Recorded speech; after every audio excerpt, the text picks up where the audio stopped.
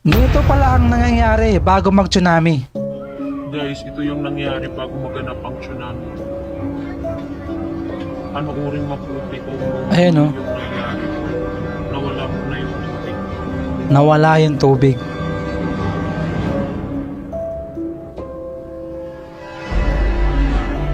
Pagka ganito ang makikita nyo sa gilid ng dagat, magsitakbuhan na kayo. O yan o.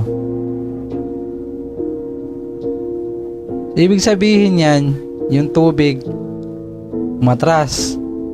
Pag bumalik yan, malaki na yan.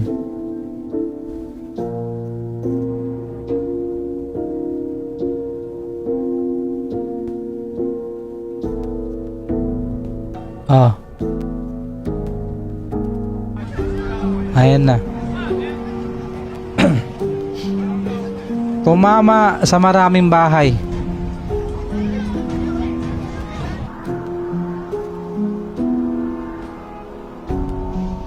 Ayan, oh.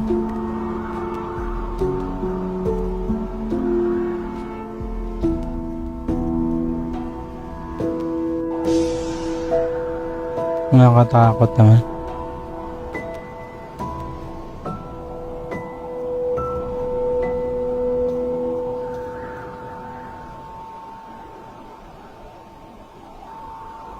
Uy, grabe yung bahay, oh. Grabe pala, no? So, tulong na yun, sa atin na, sa mga nakatira sa tabi ng dagat. Mag-ingat po kayo.